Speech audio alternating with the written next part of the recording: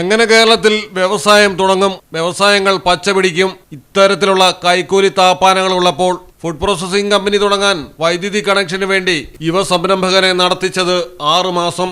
ഒടുവിൽ പരാതിക്കാരൻ വിജിലൻസിനെ അറിയിച്ച് 5000 രൂപ കൈക്കൂലി കൊണ്ട് കൊടുത്ത് കയ്യോടെ പൂട്ടി KSEB ഡിവിഷൻ എഞ്ചിനീയറെ.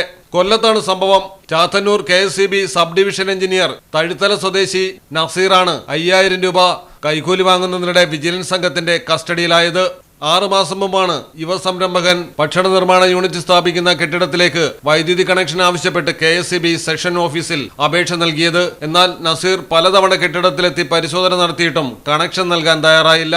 നടപടിക്രമങ്ങൾ അറിയില്ലേ എന്ന് കോഡ് ഭാഷയിലായിരുന്നു ഉദ്യോഗസ്ഥൻ കൈക്കൂലി പലതവണ ആവശ്യപ്പെട്ടത്. പ്രതിയുടെ അസുഖം മനസ്സിലായ യുവാവ് സംഭവം വിജിലൻസിനെ അറിയിച്ചതോടെയാണ് ഈ അഴിമതി ഉദ്യോഗസ്ഥന് പൂട്ടുവീണത്.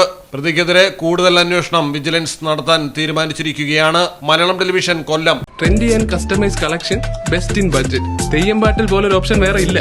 Jewelry that tells your story. Theyyampattil jewellery.